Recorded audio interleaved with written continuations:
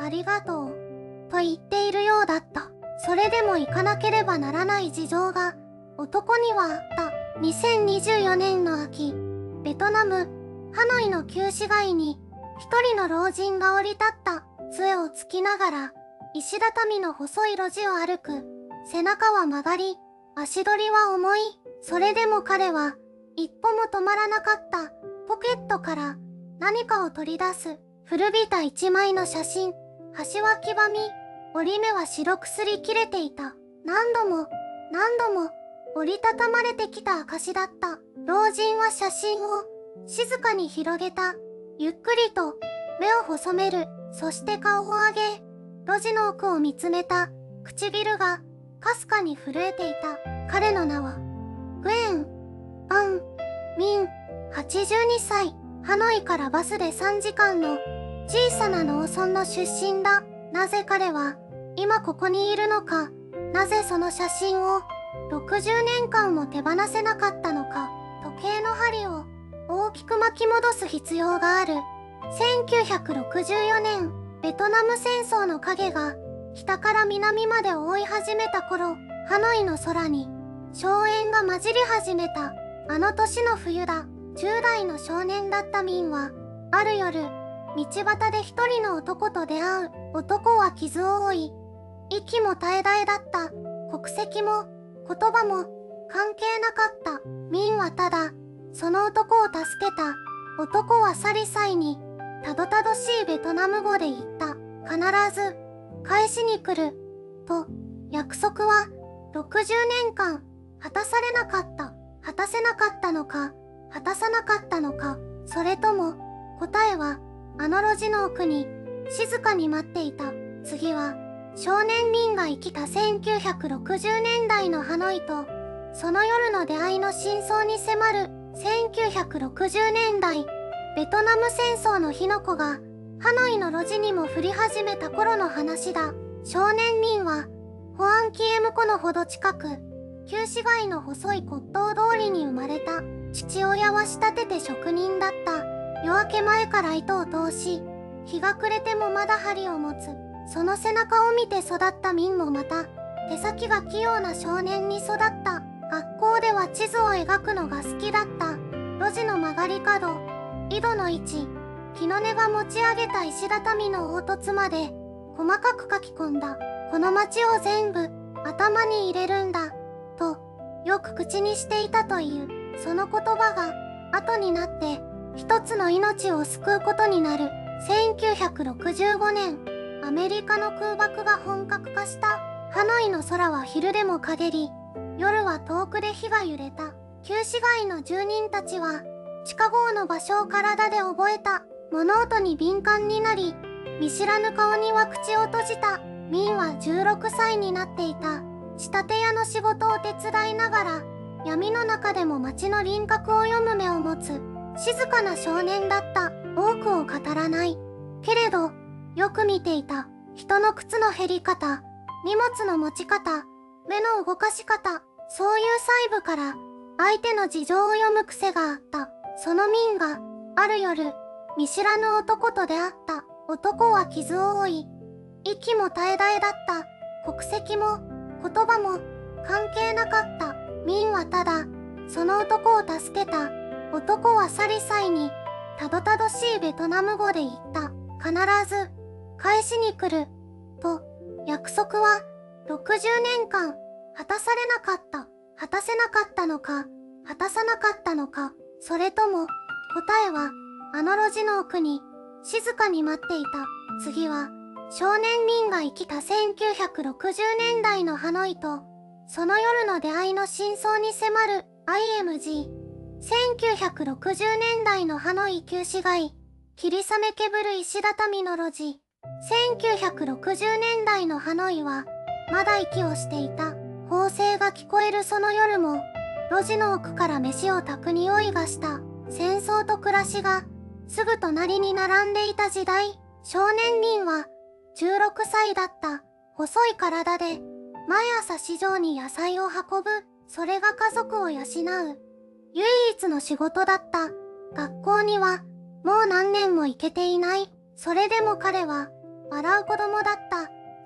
1965年の初夏、ハノイ旧市街の北、ハンザー通りの裏手、そこに、細い路地が一本走っていた。雨だった。霧雨ではない。地面を叩きつけるような、重い雨。ミンが荷を担いで急ぎ足で歩いていると、路地の角に何かが倒れていた。人間だ、と気づくまで、3秒かかった。泥にまみれた男。軍服はボロボロで、どこの国の兵かもわからない。顔は蒼白、浅い、危うい呼吸。ミンは立ち止まった。走り去ることもできた。見なかったふりもできた。その時代、見知らぬ兵に関わることは、命がけだった。それでも彼は、しゃがんだ。男の肩に手を当てた。濡れていた。冷たかった。でも、まだ暖かさが、わずかに残っていた。ミンは決めた。男を、家に連れて帰った。母は震えた。妹は泣いた。父は長い間、黙っていた。それでも家族は、男をかくまった。3日間、男の名前は、わからなかった。言葉も通じなかった。ただ、目が合うたびに、男は口を動かした。ありがとう。と言っているようだった。3日目の夜明け前、男は立ち上がった。傷はまだ癒えていなかった。それでも行かなければならない事情が、男にはあった。ミンは小さな包みを持たせた。ベイと、乾かした魚、母が無言で用意した。道の糧だった。男は、ためらった。ポケットから1枚の写真を取り出した。自分が写っている写真。裏に、何か書いた。文字は読めなかった。ミンに差し出した。それから、たどたどしい言葉で言った。必ず、返しに来る。と、ミンはその背中を、路地の入り口で見送った。霧の中に、男の影が溶けていった。その朝の光の色を、ミンは生涯忘れなかった。白くて、薄くて、頼りない光。それでも確かに、差し込んでいた。二人が過ごした。たった3日間。その時間が持つ意味を、私たちはまだ知らない。次は、その3日間の中で何が交わされたのかに、深く踏み込んでいく。IMG。霧の残る路地に差し込む朝の光。石畳の上に2つの影が伸びている。3日間、たった3日間。人が人に命を預ける時間としては、あまりにも短い。1日目の朝、ミンは男に粥を出した。ベイと少しの塩だけで炊いた。飾り気のない粥。男は最初、箸の使い方がわからなかった。ミンが黙って隣に座り、自分の手で見せた。右の指。こうして、左は支える。男は3度失敗して、4度目に、なんとか一口だけすくった。粥が半分こぼれていた。それでもミンは、何も言わなかった。ただ、自分の茶碗を静かに持ち上げた。二人は声もなく、朝を食べた。IMG。小さな食卓。湯気の立つ茶碗。不器用に箸を握る大きな手。3日のうち、一度だけ、危うい夜があった。近所に兵士の声が響いた。懐中電灯の光が、壁の隙間から細く差し込んできた。ミンは男の腕を掴んで、床板の下に引きずり込んだ。暗くて、狭くて、土の匂いがした。男の心臓の音が、ミンの手のひらに伝わってきた。速くて、強くて、必死な音。ミンは男の手を、ただ握り続けた。何も言わずに、声が遠ざかるまで、どのくらい経っただろう。5分か、30分か、感覚がなくなるほど、体を縮めていた。光が消えた。足音が消えた。二人は、しばらく動けなかった。IMG。暗い床下、土の壁、互いに握り合ったままの2つの手。その翌朝、男が庭に出た。ミンの祖母が毎朝やっていた。軒先の小さな花の鉢。水をやる役目は、戦争が始まってから誰もしなくなっていた。男はそれに気づいて、黙って水を汲んできた。ミンが声をかけると、男は照れたように頭をかいた。言葉にならない言葉で、何かを言った。ミンには意味がわからなかった。ただ、その顔が笑っていた。久しぶりに見た人の笑顔だった。ミンも笑った。声を出して笑った。戦争が始まってから初めて声を出して笑った朝のことを。ミンは後年こう語っている。花に水をやる人間は悪い人間じゃない。それだけは分かった。と、3日目の夜明け前、男は立った。ミンには止める言葉がなかった。2人が交わしたものは言葉より少なくて約束より重かった。そしてその別れから60年後、老いた男が再びハノイの路地に立った時、待っていたのは懐かしさだけではなかった。IMG。戦後の日本。窓辺に置かれた古い白黒写真のクローズアップ。帰国してから最初の3年は何も感じなかった。戦場の音が耳の奥で消えなかった。夜明け前に目が覚めた。その度にあの路地の朝を思い出した。花に水をやる音、土の匂い。少女のような笑顔で立っていた。ミンの横顔。男の名は田中義雄。1965年に帰国した時、彼はまだ24歳だった。IMG。1960年代の日本の街並み、働く若者たちの風景。復員した者たちは黙って日常に戻った。戦争の話をする場所はどこにもなかった。田中も口を閉じた。ミンの写真だけを古い文の街灯のポケットに折りたたんでしまい込んだ。捨てられなかった。捨てる理由がなかった。やがて工場に職を得た。小さな町工場で鉄を削る仕事だった。機械の轟音の中にいると余計なことを考えずに済んだ。それだけが救いだった。1972年の秋、田中は結婚した。妻の名前は節子。静かでよく笑う女性だった。田中が戦争の話を一切しないことを節子は一度も責めなかった。ただ夜中に田中が起き出すたびに黙って隣に座った。それだけでよかった。IMG。昭和の家庭。食卓を囲む温かな場面。二人の間に息子が生まれた。1974年の春のことだ。田中はその子を腕に抱いた時初めて泣いた。戦場でも帰国の船の上でも流れなかった涙がその小さな体に触れた瞬間に溢れた。なぜ泣いているのか自分でもわからなかった。生きていることへの安堵か、それともまだ果たせていない何かへの後ろめたさか。IMG。病院の廊下。白い蛍光灯の光。2019年の初夏、田中が医師に呼ばれたのは定期検診の翌日だった。窓のない小部屋、白いテーブル。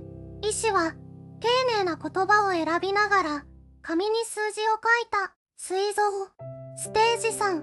言葉の意味はすぐに分かった。田中はうなずいた。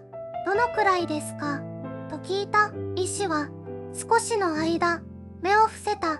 早ければ来年の春までには。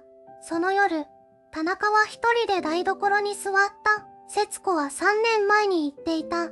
息子は遠い町で除隊を持っていた。家の中は静かだった。彼はポケットから折りたたんだ写真を取り出した。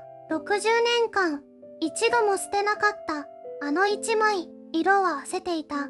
核は擦り切れていた。それでもミンの輪郭はそこにあった。田中は写真に向かって小さく言った。まだ間に合うか。誰も答えなかった。けれどその夜から田中は一人で動き始めた。IMG。薄暗い部屋。窓の外に広がる夜の静寂。IMG。夜の薄暗い部屋。古びた写真を手にする老人の横顔。夜が深まっていた。節子は3年前に言っていた。息子は遠い町で除隊を持っていた。家の中は静かだった。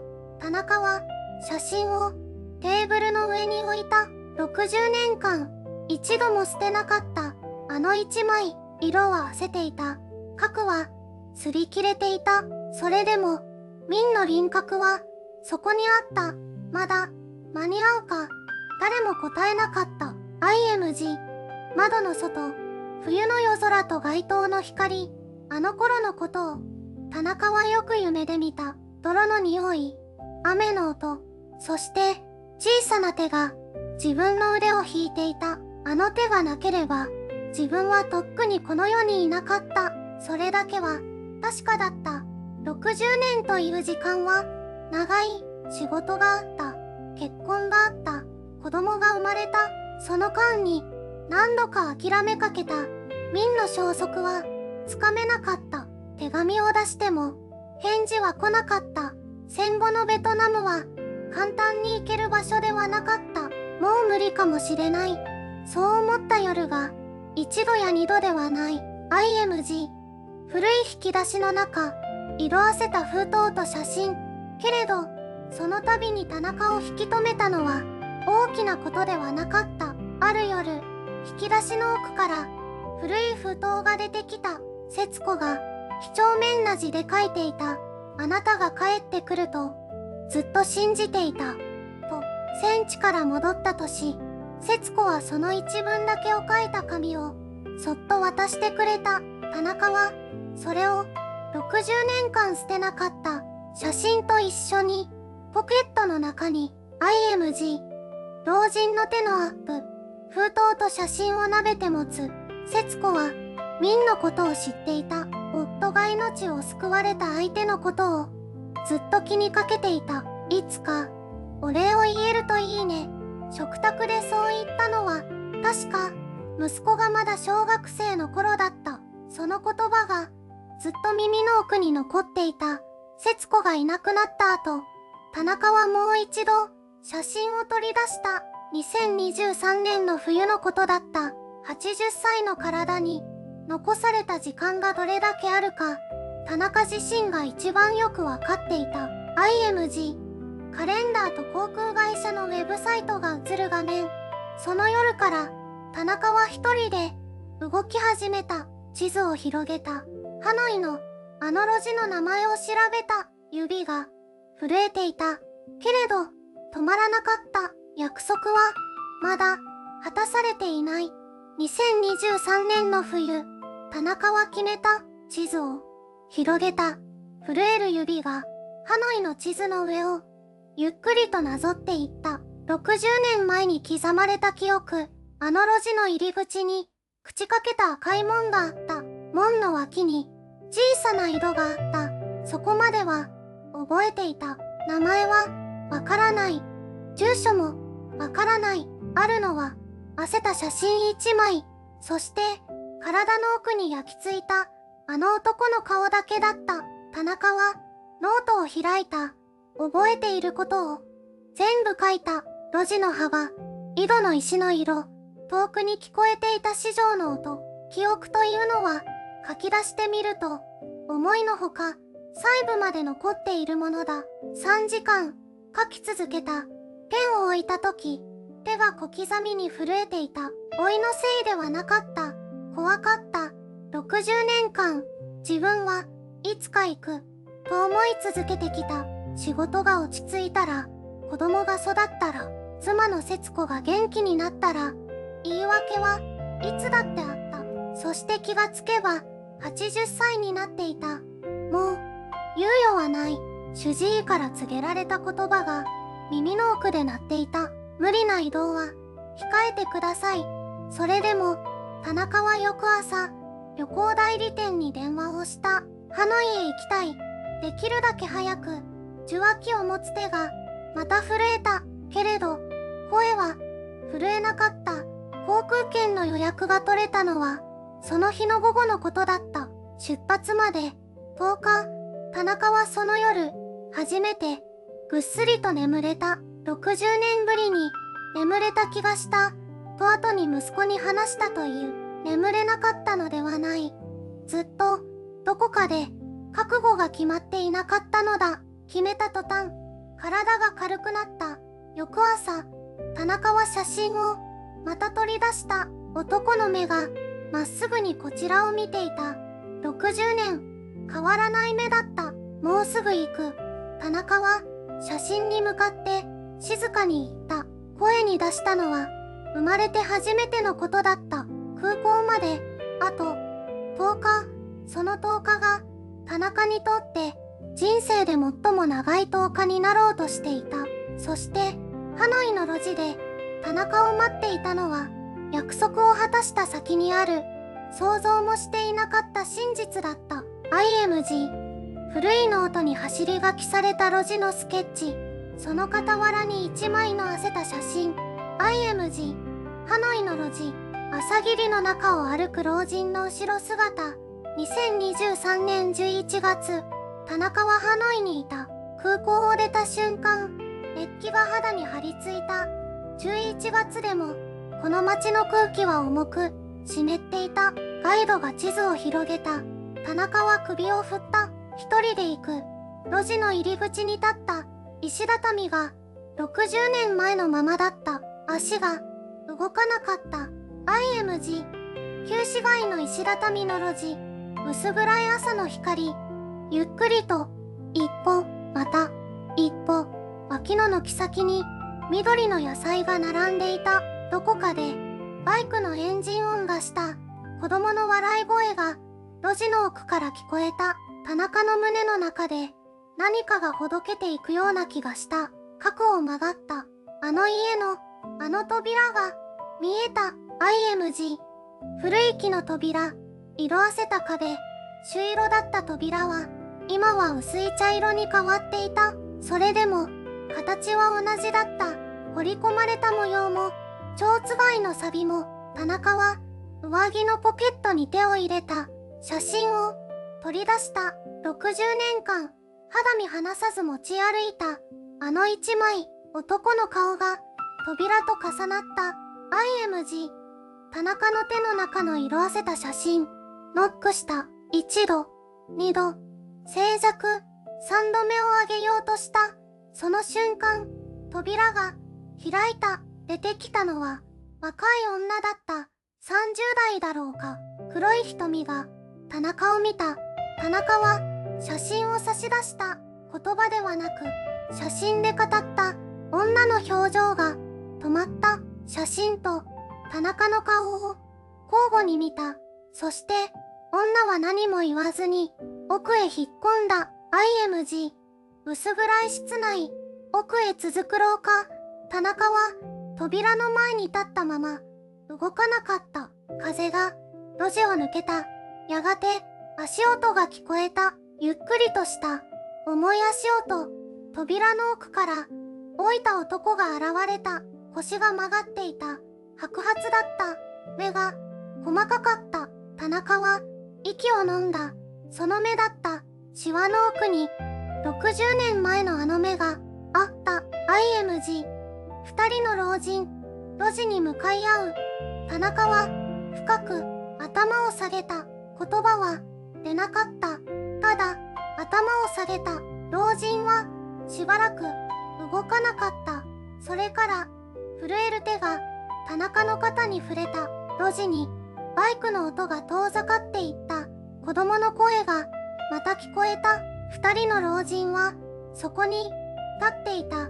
60年分の時間がその路地に静かに流れていた。 IMG。 路地の光、石畳に落ちる二人の影。田中が顔を上げた時、老人の目に光るものがあった。田中も気づけば視界が滲んでいた。約束は果たされた。しかし田中がまだ知らないことが一つあった。 IMG。 老いた田中がハノイの路地に立っている。朝の光が細い路地に差し込んでいる。約束を果たした翌朝、田中は宿に戻らなかった。路地のベンチにただ座っていた。80年という時間が体の中に静かに沈んでいくような感覚だった。田中秀夫という男は今も変わらない習慣を持っている。毎朝コーヒーを2杯入れる。1杯は自分のもの、もう1杯は誰かのためではなく、ただそこに置く。60年間その習慣は続いていた。理由を聞かれたことがある。田中は少し間を置いてからこう答えた。忘れないためだ。それだけだった。IMG。古びたベンチ、カップが2つ並んでいる。老いたとは思う。膝が痛む。朝起き上がるのに時間がかかる。鏡の中の自分が父親に見える日もある。それでも変わらないものがある。目だ。田中の目は今も何かを探すように遠くを見る。旅の同行者が言っていた。田中さんの目はいつもどこか遠くにあると本人は笑った。でも否定はしなかった。あの戦場の路地から田中の目はずっとあの場所を探し続けていた。IMG。田中の横顔、遠くを見ている。ハノイの朝の光の中で変わったものもある。かつての田中は約束を口にするのを恐れていた。言葉にすれば果たさなければならなくなる。果たせなければまた誰かを傷つける。だから黙っていた。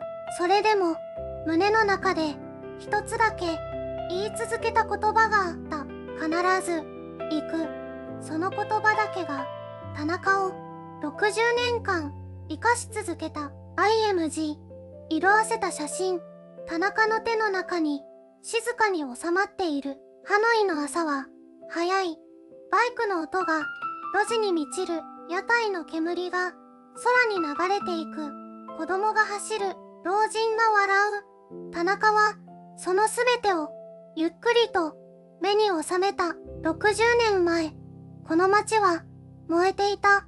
今、この街は生きている。コーヒーを一口飲んだ。苦かった。暖かかった。もう一杯のカップは隣に静かに置かれたままだった。田中はベンチから立ち上がった。ゆっくりと、しかし確かな足取りで路地の奥にまだ知らない真実が待っていた。IMG。ハノイの路地。夕暮れの光が石畳を染めている。田中は路地を歩いた。ゆっくりと確かめるように。60年前、ここで誰かが彼の命を拾った。名前も知らない。顔も、もう、はっきりとは思い出せない。ただ、その手の温かさだけが、ずっと体の中に残っていた。IMG。田中の手のひら。古い写真が光を受けている。約束というものは不思議だ。守られるかどうかより持ち続けること自体がその人の生き方を作っていく。田中は80年を生きた。戦争を生き延び、家族を持ち老いた。それでもあの一枚の写真だけは捨てなかった。IMG。ハノイの空。タコが風に揺れている。路地の石畳は昔と変わらず少しだけでこぼこしていた。屋台の煙が鼻をついた。子供の笑い声が路地の奥から響いた。この街は生きている。60年前に燃えた街がこんなにも静かに暖かく息をしている。IMG。夕暮れのベンチ。2つのコーヒーカップ。隣に置かれたカップはまだ暖かかった。誰かがそこにいた証、あるいは誰かが帰ってくる予兆。田中にはもう分かっていた。返せないかもしれない。形ではもう返せないかもしれない。それでも来た。ただ来た。それだけでよかったのかもしれない。IMG。路地の奥。一筋の光。あなたの旗にもそういう人がいないだろうか。名前を呼ぶことももうできないかもしれない。会いに行く時間が残っていないかもしれない。それでも心の底にずっと沈んでいる顔が一つくらいあるのではないか。IMG。ハノイの夜。灯りが石畳ににじむ。田中は空を見上げた。星は見えなかった。それでも空はそこにあった。路地の向こうで誰かがドアを開ける音が